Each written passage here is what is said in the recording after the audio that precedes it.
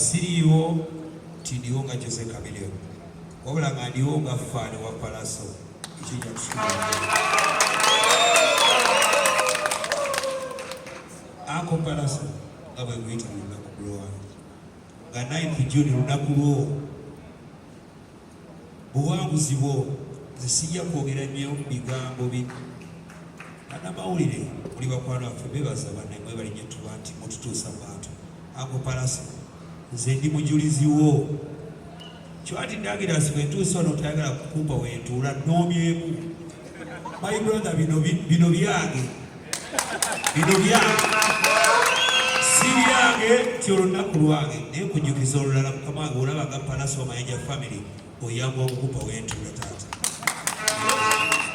ogambye otya kusonye taata ku lwansonga ngo Pallaso nsooka okwenyumirizaamu olw'obuvumu olw'okuba nti oli musajja munyiikivu nze nakula Pallaso ng'otandika okuyimba nedooza nti weejaaga naye with time oprovince nze nga mukulu wo n'oprovinga ne Uganda yonna nti oli muyimbi wa kabi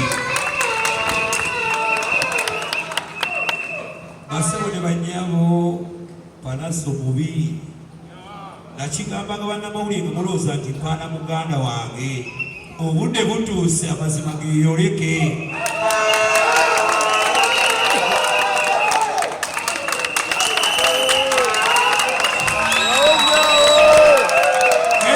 Pallaso nze genda kukosa amazima nze Pallaso ziseeruma ntaba neebaza nnyo mwenna bamidia MTN mwana muli bakabi mwanyima sponsorship nemba mwajone Pallaso eri Mayanja family chichi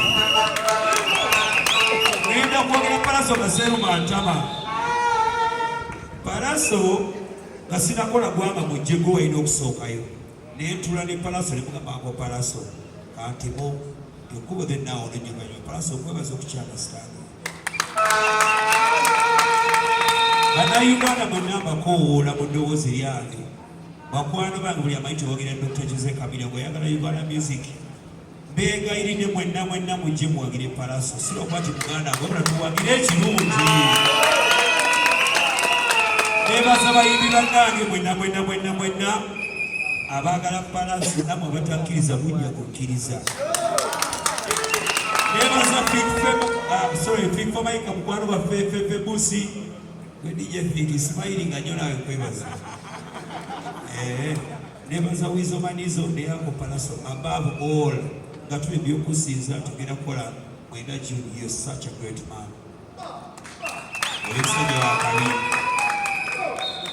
Nkusabako Pallaso nkusabako olunaku nga Mukama weeyoleka nako ekitone kyo gabula n'abantu bugabo tukati love festival omukwano gulabike mu bantu basebula banyabo. Thank you so much olw'amayanja ne family yange n'egwanga lyange. Ekisemba yako Pallaso twakatandika Buganda yange kuba ng'okubira ggwe ne Uganda ensi yaffe. Banamuli bwe bakyali bange mugenda kulaba obumeeke nga mwenda June. Bino si byakuzaaka, bino byaki from Kawempe to the world. Bani mwena mujje ku mayanja Pallaso nga mwenda June webale nnyo yage yasola ompanga mamwetulwanze wafeze ekyeyamaanyi. Eno si papo pati bw'olabanga mayanja Joseph gayolesere baganda be tuleke tugaziwe mwana twava walaffe bolaba. Thank you so much. La festival esinye n'omukono gwo wesikuterako kasengeca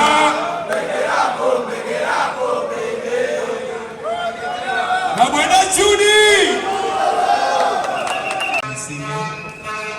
njagala okubaza abakulu b'Emmengo mwebale kujja bambi kundaga mukwano Ibrake Love Laja kakati bannange olunaku nga June mwenda tubategekedde endongo egenda kubeera nothing but music.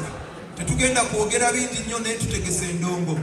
Njagala okubajjukiza nti twetegese tuli beteefuteefu okuba receivinga mwenna mu bungi. Ekintu kino twakitumye Love Fest. Love Fest kubanga God is love and love wins. Ate nze siina kye naalibadde kyonna singa tekyali mukwano gwammwe. Singa gwe tegwali mukwano gwa Chameleon, singa tegwali mukwano gwa Radiant Wizard, singa si mukwano gwa Next Media bibadde bintabuseeko, singa si mukwano gwa Vision Groups ne Bukedde nze bibadde binnemye, singa si mukwano gwa MTN ze bafaani bange balijjewa tiketi eziri discounted, singa si mukwano gwa mwene beene teyandintegedde nze okumpita naŋŋamba endongo yange emunyumira. Munange nagitumye Love Fest kubanga mpasinga messages of love in my music and I want to preach love. Bingi bigenda maaso bingi nnyo ebitunyiza ebitusanyusa, but let's pass love for some time. June 9th has been marked as a day to celebrate love officially at the Love Fest. Mpoza abagala okumanya lwaki eyagambye yeetegese enteekateeka twali tukozesa nnaku 2. Munnange njagala okugamba enteekateeka tezikyali za nnaku 2 zokka, kati za nnaku 7. Tugenda gowenga regional. Luli twali tusazeewo tukole kya mu kibuga kyokka tubakolere ennaku 2 abantu bave gye bava batusange, naye kati twasazeewo tusituke tugende tusange n'abamu gye bali. Era ennaku z'omwezi nga 10 tugenda genda Mbarara ku Ajib Motel, ennaku z'omwezi nga 11 tugenda Fort Portal mu Kisaawe, ennaku z'omwezi nga 16 tugenda Luwero mu Kisaawe, ennaku z'omwezi nga 17 Jinja Trans Africa, ennaku z'omwezi nga 18 Mulembe mu Kisaawe Naki. Omulundi ogusooka ku luno ngenda tambula ne basponsa bange wonna.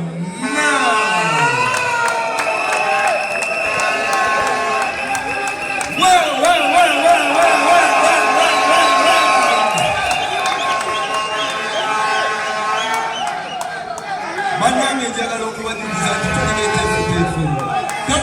Banfine tennatuuka.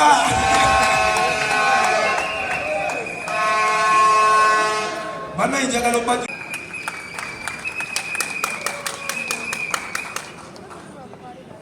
njagala okugamba bingi ebibadde mu kkubo, bingi ebitwezise, bingi ebitwekise, bingi ebikyaliyo, naye ekintu kye mmanyi nti birina amaanyi mangi, naye Mukama Katonda alina amaanyi.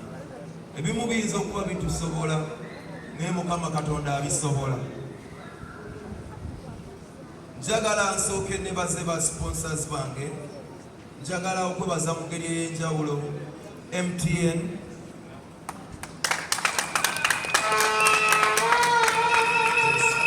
MTN tubadde ffenna ebbanga ddene okuva konsati yange yasooka, tubadde ba mukwano tutambudde ffenna, ate mbadde nammwe okuva nga mukyali even the better connection, nga temunnafuuka the best connection.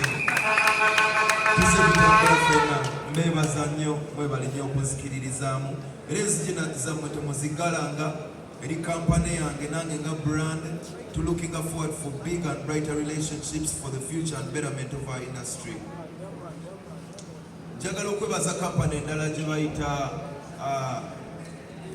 Bukedde Vision Groups, bambi buli lwenkonkonako nzigizammwe mutuguliddewo. Press conference twabagambira last minute ne mwerekereza ebingi ne mujja. Package gye mwatuwadde amaanyi eragira ddala mwagala tufune obuwanguzi. Bakama baffe aba Bukedde munnange ne Vision Groups mwebale, yadde obukulembeze bukyuka oba ki, naye bakama baffe musigadde mutambula naffe nga batabani bammwe, nga industry gye muzadde mwebalire ddala.